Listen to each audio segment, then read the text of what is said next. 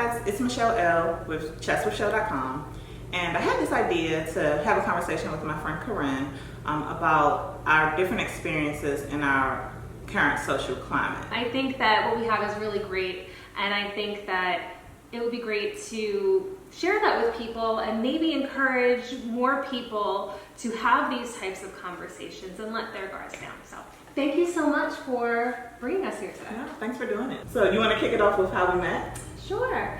So Michelle and I met, I think it was June, right? It was around June. It was like when the protests were going on. It was like at the height, I feel like, of the protests. And I'm new to our town. And one of the things that I decided, like, I didn't really have a lot of friends in town because life shut down 6 months after we moved here. Right. And so I was like, what are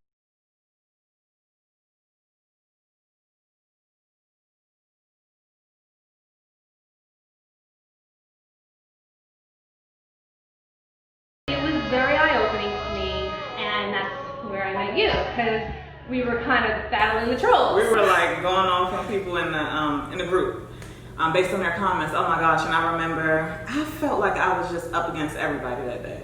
I felt that I could take on everybody that day. Anybody that was saying anything ignorant, anybody that was justifying the murder of an unarmed black man by a police officer in any way, I was like, nope, I'm gonna tell you how I feel. No, I'm cussing you out too. Oh, you want some of this? You said, anybody else? I have time. And I was like, wait, me too. I have time too. This is not okay. And so then we started talking. And I remember you saying, can we be friends? And I was like, okay. I just think that, like, it was it was a heavy time. It's still a heavy time, but it was especially heavy while all the rioting and the protesting was really in high gear. And like you said, you felt like you were alone. I think I felt like I was alone too because I didn't feel like I knew the people I was living amongst. Yeah. So that was really eye-opening for me. And so I think that we kind of found this bond in each other because we both kind of felt alone in this really heavy time. Yes, that's the perfect way to put it. But we talked about a lot of different stuff, but we talked about where we come from. You told me that you were from Jersey. Mm-hmm. How about we go to Jersey and how different is that area different than what we're seeing here? So it's not. That's part of what set me seeking to get to know more of who I'm living amongst here, because I had posted something on my Facebook and I got a couple people from New Jersey who posted, replied, and it got really ugly. Like, I wasn't to friend people, but like I had to because it was like offensive, yeah. Right? So, and then I realized when I sat back and I really started thinking about it, like I know it wasn't just those two people that were attacking me that day. Like there are a lot of people from the town I'm in New Jersey that are like that. And I think I was hoping, this town was different. Yeah. And so before we came to Santa Clarita, I looked it up. I did all the research. I went and met with the principal of the school. We did a tour. I visited the neighborhood at least 6 times before we came. Like all this stuff, and I thought I had it all figured out. And at that time, everybody was super nice. Super nice. And that was what I would go home and tell my friends. Like, yeah, I went back out there to California. Everybody's super nice. Everybody's super nice. And I think what I realize now is that, yeah, everybody is super nice until they're not. Like, until we're having a real discussion, which we don't have much of. Like, when I first meet somebody, there's no real reason to talk about this kind of thing. I'm from D.C., which back then was Chocolate City. That's before gentrification and all that good stuff. And then we moved to PG County, which is like the wealthiest black county in the country. So again, black, black, black. And then I went to HBCU, black, black, black. Aggie Proud, by the way. And then I went back to PG County. So my entire experience has just been black people.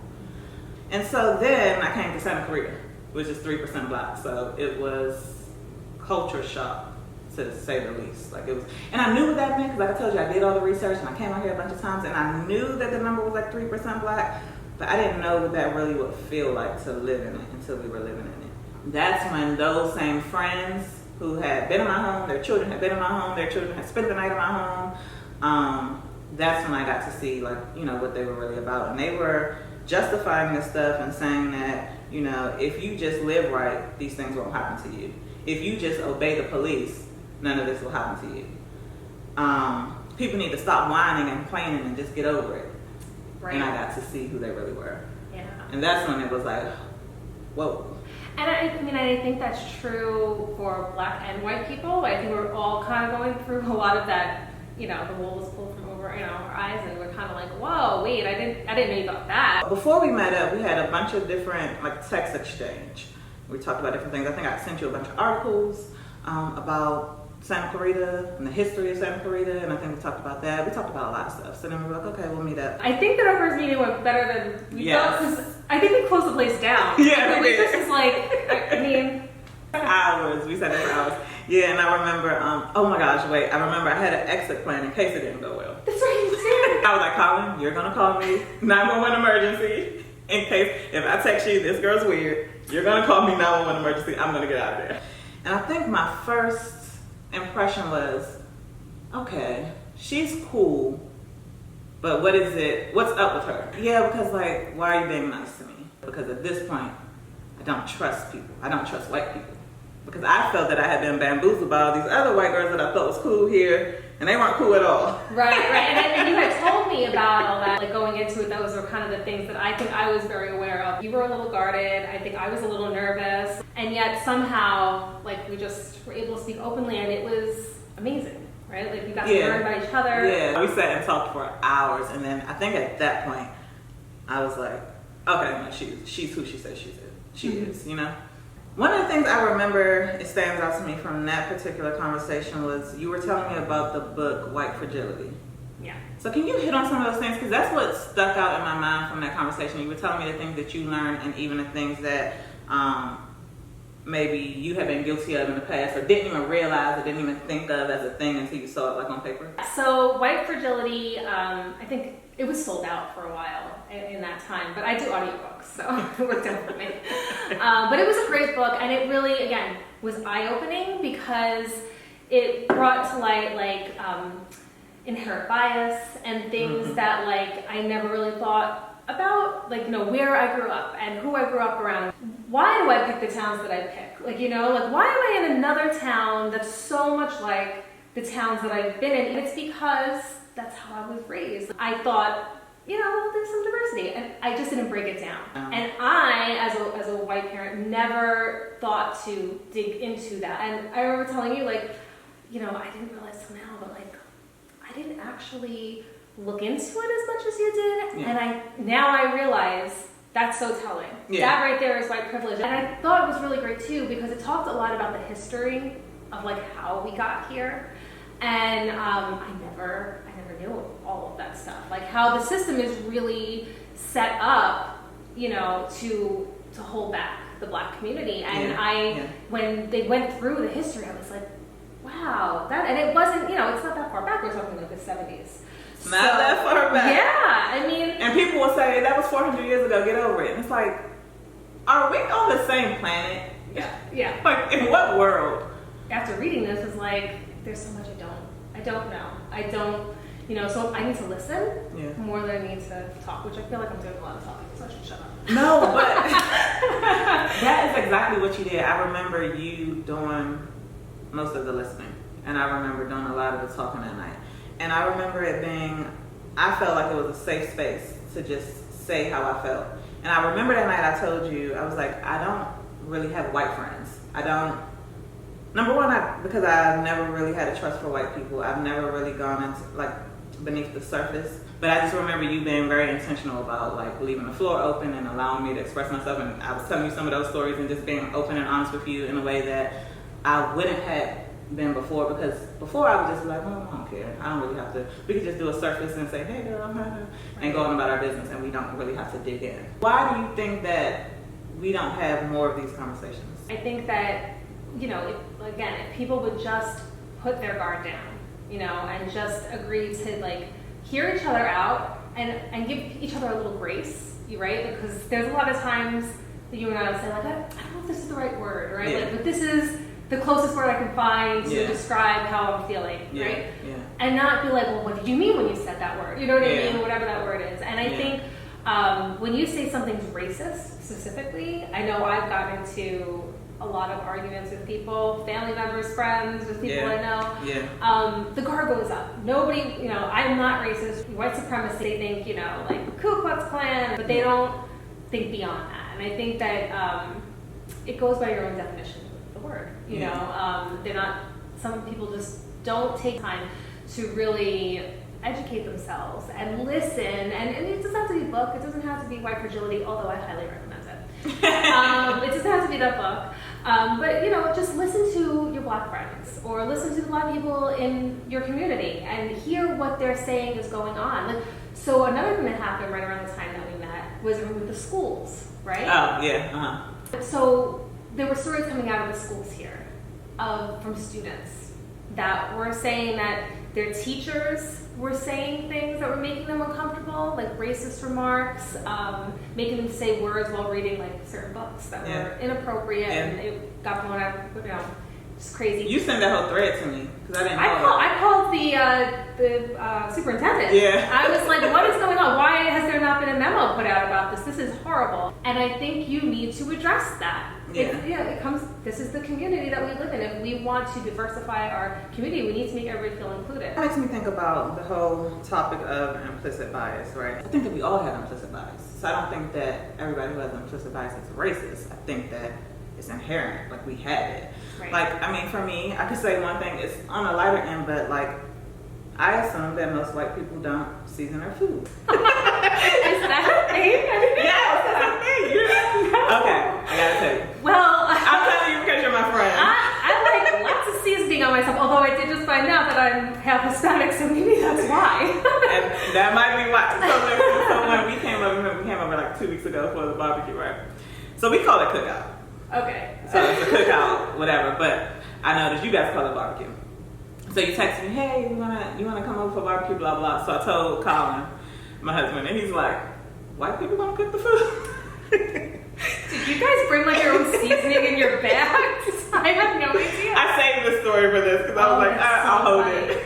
Remember yesterday when I was like, no, I'm not gonna tell you. Oh, that's what it was. But no, so it's those things. Some of them are small and they can be funny like that, and then some of them are bigger. Right. So if we both can recognize that we each have implicit bias, and I think we can recognize that everybody that we know has some sort of implicit bias. Why do you think that y'all's vice president? She did this to me yesterday. She was like, "So you're vice president." I'm like, "Oh, I didn't. Somebody, wait, I didn't vote for him either." No, all y'all out there is y'all's vice president. No. But why do you think that that he could get on national television and say, and it's not his first time saying it, that implicit bias doesn't exist in policing and in law enforcement? I mean, in his particular case, I think that he's really out of touch, obviously. I mean, they've proven that over and over again. Yeah. Their MO here is just to deny. Like, it doesn't exist, and they just make up their own facts. And we've seen that it's obviously the case. And we've talked about, even I had a friend back in New York who had a friend. But, you know, you see these conversations going down on Facebook, and it was an officer, you know, NYPD officer, and he was saying horrible, disgusting things. Yeah. So again, not all cops are like this, but to say it doesn't exist, it does exist. He was prime example of it. He was saying horrible things, and you know, I reported him and whatever, but you know, nothing was really done. I never got like an answer to that, unfortunately. I wish I could tell you I did, but I didn't. But so for instance with him, like if he had reported to a job, I called, you know, to some incident and it involved a black man or woman or whatever, he's going into that with the thoughts that he just expressed on Facebook. So that there, I mean, granted, I think he's racist, so maybe he's like a whole nother level, but my point is he already has those thoughts. So he's not going to be policing that situation coming from like a neutral zone. Correct. I remember one article in particular that came out from an actual police officer, and he was just saying, I think the title was like kind of jarring, but it was like, yes, we're all assholes, or something like that. Right, yeah. And he was like, I don't care if it's your son, I don't care if it's your husband, he's an asshole too. And so while that doesn't mean racist, and while that doesn't mean you're a criminal cop, it doesn't mean all of those things, but he's acknowledging that there's a level of, like power tripping that they all do. And he was the first to acknowledge for himself. But then he went into more detail to talk about how they literally do things to target specific groups of people, homeless people, poor people, and minority groups.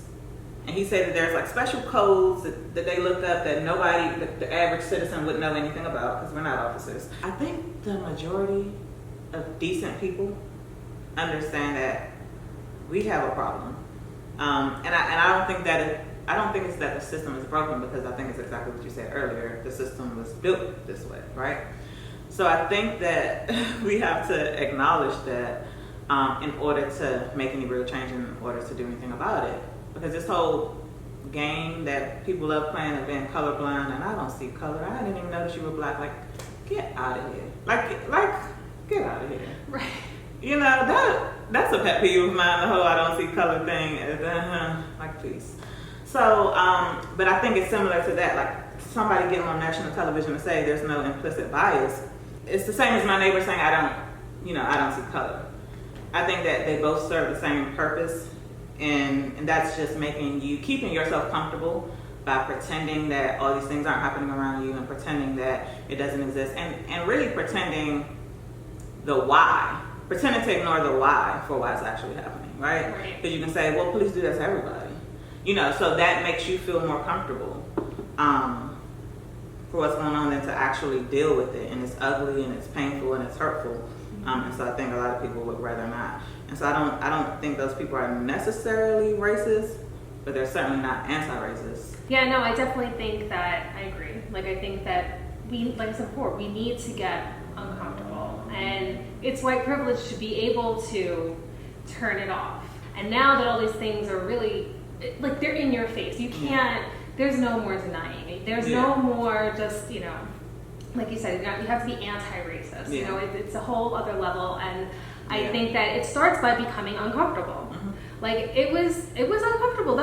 Everything that happened, and I have black friends and friends that are all different ethnicities, and I didn't realize until now that I wasn't serving them enough, right? Like, by not being racist was just not enough. Like, and then I started educating myself, and it was uncomfortable. It was uncomfortable to think that all these years they may have realized that I was quiet when I shouldn't have been. Or, because I don't think for a second that they didn't realize it. I'm sure that they did. And so that was uncomfortable. But then once you move past that, right, and then you start educating yourself, you're like, all right, well, how do we move on from here? How do we make it better from here? And it's the same thing with policing and all that stuff. Like, just admit that it's there, get uncomfortable, it's horrible, and maybe you feel a little bit of guilt associated with it. Maybe you're a cop, or your family members are cops, and so maybe that's where the defense is. Just drop it for a second. Let the uncomfortableness sink in for a second. And then that doesn't make you like a horrible person. It makes you a horrible person if you don't acknowledge it. Yeah, if you don't want to do anything to change it, and continue to be a horrible person. And speaking of, you said serving their interests. I think another thing that I respected about you and kind of made our connection more genuine was that you were not afraid to publicly take your stand, and you were not afraid to publicly support me when I needed support. Remember that other group? Oh, we got to tell you guys another funny story. So the one you exited. I'm gonna go there. Yeah. So guys, okay. So there was and here we talk about privilege, right? There was a group called SCV Black Lives Matter. The group had not a single black person as an admin, right?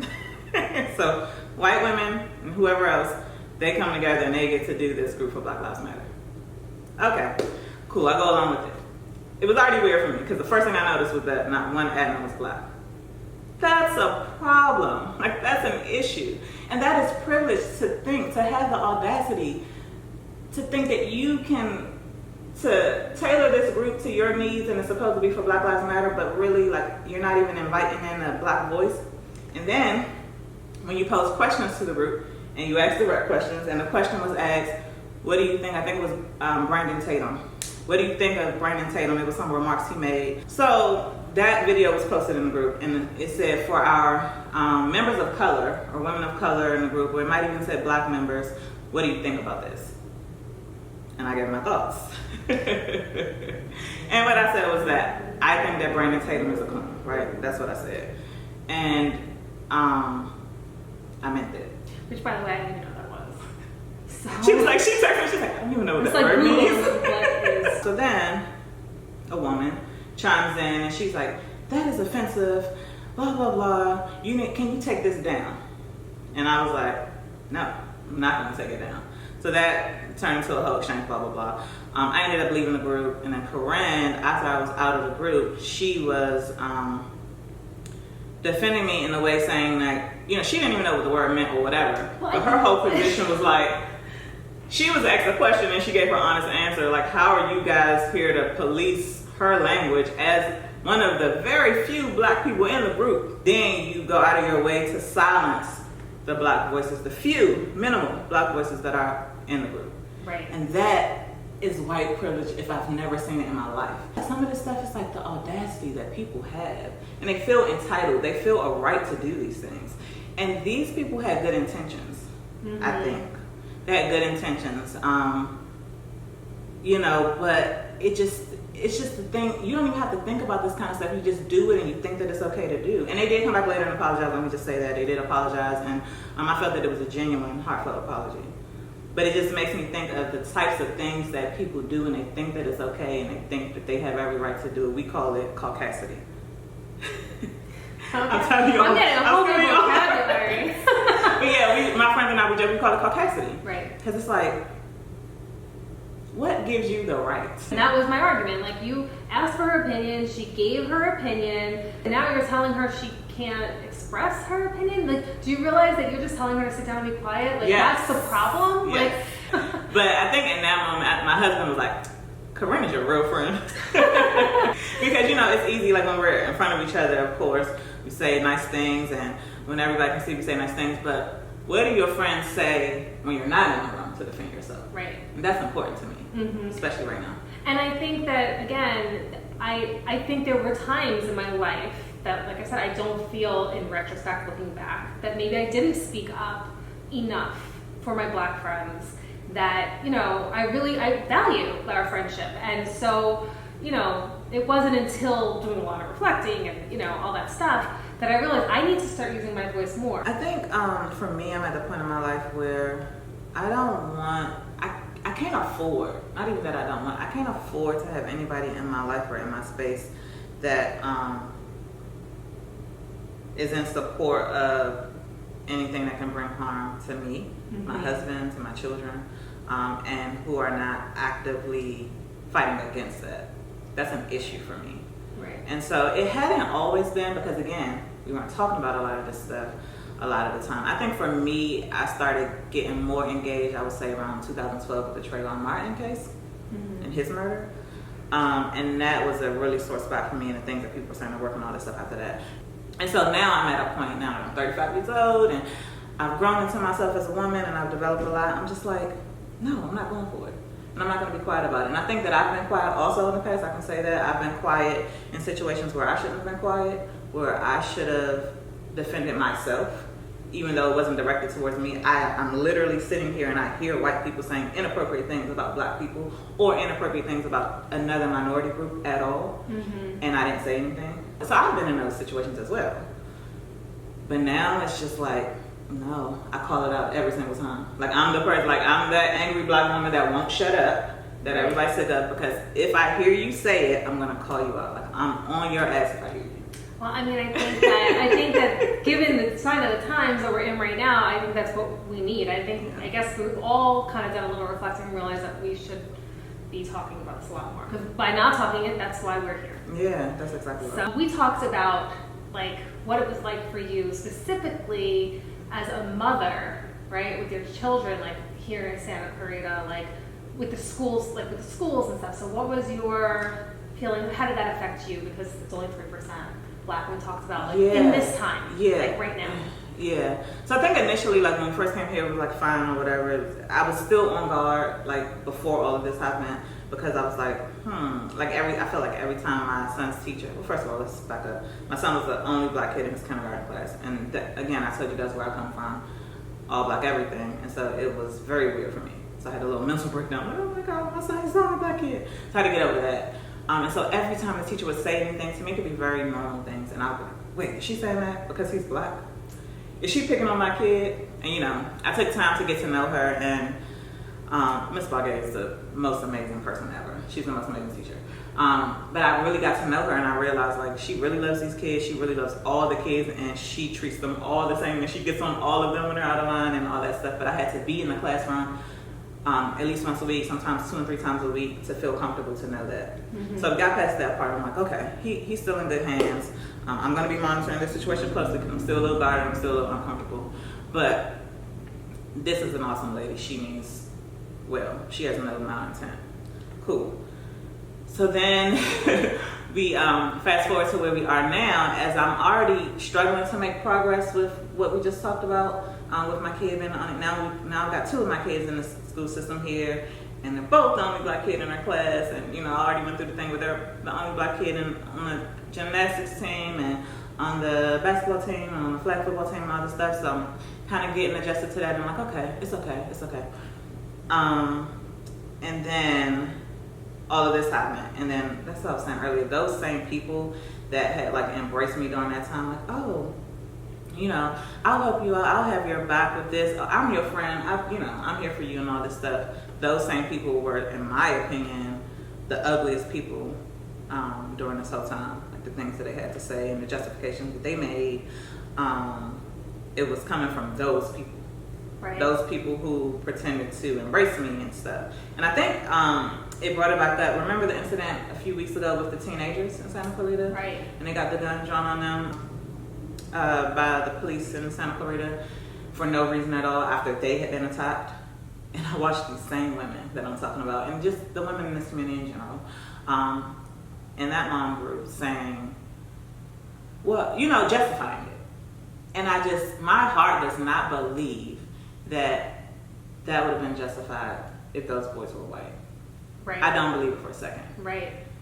And so then it worries me because I'm like, okay, so now I've got my black babies in this community where the women are showing me every single day that they do not have their best interest and they will not have their back. And if something happens to my kids, they're going to turn the other cheek. And so first it was George Floyd, and it's like, okay, that's a grown man. Maybe he had a counterfeit bill. I don't know. I don't care if he had a counterfeit bill or not. He didn't deserve what he got. But I feel like with the teenage situation, that was the biggest eye-opener for me. Like, no, these women will not protect my kids. Right. So that's where. Yeah, I know. She's like, well, she's thinking about like moving elsewhere, maybe. Hoping that's not gonna happen still, but. Yeah, but you know, because it's just like, I'm like, wow, like my kids will have no protection here. If something happened to me, like I've never been in a piece of trouble in my whole entire life. Well, not legally, right? I didn't get caught. No, but I have nothing whatsoever. And it doesn't matter if I did. Like, that is not an excuse. That's no justification at all. But I'm just saying, like, even somebody like me who has played by the rules, right? Checked all the boxes. I've done all the right things, quote unquote. They would still find a justification. Right. For even me. Right. But just the fact that they're even, like, looking, you know, for that is the problem. And I've seen a lot of it, too, like, online with that case and with all of them, really. Yeah. Like, all of the cases. That's the first thing that they do. They try to justify it. Yeah. And the Breonna Taylor one, that one, like, you can't. Like, no. And it's just gross that anybody's trying to justify that. She was in her own home. Yeah. She was sleeping, you know, and people like try to rip it apart. Like, well, technically she wasn't sleeping. She woke up and answered. It doesn't. Who cares? She was in her home. She was still sleeping like 5 minutes before that happened. So she was minding her business. Right. She was not. And then they're like, well, she dated a drug dealer. So what? So what? Like, so what? Nobody has ever dated somebody who maybe wasn't the best person in the whole world. That doesn't make her a bad person. She wasn't with him at the time, and it doesn't matter. Yeah. Like, right? Like, it doesn't matter. That doesn't justify it. Yeah. Like, there's no justification. And even with George Floyd, even if it was a counterfeit bill, like, so he deserved to be like thrown to the floor, and like, doesn't that feel a little excessive? Yeah. You know, like with the teenagers in our town. I mean, they got these big, like, guns. Like, they're rifles. They're big rifles at these teenagers. And does that feel a little excessive? Can we just agree that it feels a little excessive? And other moms, they had no issue with it. That's where I was personally done with the group. Like, I was done. Mm-hmm. Like, they had no, these are mothers. And so I was hoping that at a minimum, as a mother, right? Mother, like we would relate on that because even if you couldn't see it for all the other instances, as a mother, I just knew. I'm like, no, people, this is no justification for this. Everybody's going to be on the same page on this one. This one is cut and dry. These are kids, and we're all mothers. Right. The kids are not the right color. Right. Right. And that's just the bottom line. I mean, and even like let's just hypothetically say that they did something, like, or that let's just say that happened. It still goes back down to the excessive force, right? Yeah. It still goes back down to that they pulled out the rifles on Yeah. these kids. No matter what happened, even if it was reversed and they were harassing the homeless man, which is what some people were saying. Fine, okay, that happened.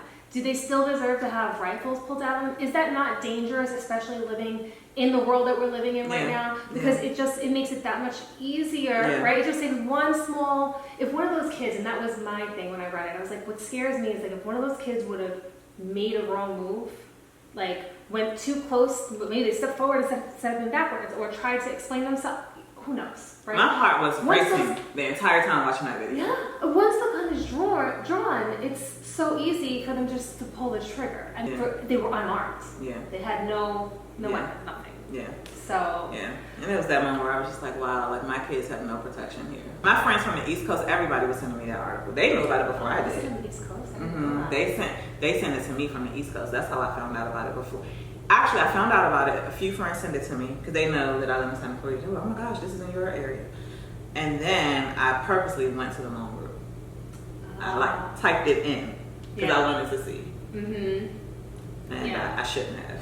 Yeah. Because I left angry. And so I tell people, like, I feel like I want to move. I'm over this place. But then I also realized that this is everywhere. Like you said, like, except for if you're going to live in like an all-black town like I had been living in. And that's not necessarily what I want to do. But I got to live somewhere that's more than 3% black. I think it's going to take to like move this town and move maybe other suburban towns like it. I think, like we said, we talked about like dropping the guard and just like accepting that you're never going to understand and not being so defensive and listening. Yeah. All of those I think are going to help. But I think also as a mom, I think we meaning white parents, need to educate our kids about how things are different with their black friends. Like how when they're out with their black friends to be like extra careful with what they're doing and where they're going and that kind of thing, which is again not something I ever thought about until all of this happened. And then I started listening to like a lot of my friends and just reading things, and I think that's really important because so actually a really great book that I had my oldest read was called American Boy or American Boys. Okay. And it took a situation where a black boy was put in jail and for I think it was a bag of chips. Okay. One of the white students in his school witnessed the whole thing, like when he got thrown to the ground by the police officer and all this stuff, and he knew the police officer, the white boy, and all this stuff. So, and it tells the story from both point of views. It tells the story from the black boy's point of view and where he came from and what his family is like and what his experience was, and then from the white boy who witnessed it and what he did and who he spoke to and how he retold the story and that whole thing. And so I had my oldest read that because I thought it was really insightful, and I think that that's something that we as parents need to be doing more of, like teaching them that to be careful when you're out. Don't put yourself in like a dangerous situation where the police may be called. Like you all might be a little afraid of police, but it's worse for your black friends. It's more scary, and I can understand what you're saying. Like you're afraid of like your children and your husband aren't protected, but I think that falls back again on us, that we need to be educating our kids that there is a difference. I know some people like to pretend like there isn't, but there is. There's a difference. And I think that even though we referenced it earlier, and we're like, okay, maybe these people aren't racist, but your unwillingness to acknowledge the facts of what's happening right in front of our eyes is dangerous to my son. So then it's still like, you're no different to me. You're no better. Right. You might as well be racist. Because to me, it's the same, it yields the same result. I have to have conversations with my 8-year-old to tell him, like, you can't do what your white friends do. And these are the conversations. And I try not to go into too much detail with him because he's 8 years old, but at the same time, I get this thing in his head, like now, like early. For instance, like it starts small now, like my experience as a mom here, right? I told you, it's been several times, it's been at least 3 times at the school where a kid has hit my kid, and then my son hit him back. Now, y'all know in black households, we say if somebody hits you, you hit them back. That's the rule, that's what we do, right? It's none of that. Tell the teacher, hit their ass back. Period. And so, he hit the boy back. The teacher comes to me and she's like, Cayman said that you told him to hit back. Can you not tell him that? And I was like, absolutely not. Absolutely not. You told him not to touch my son.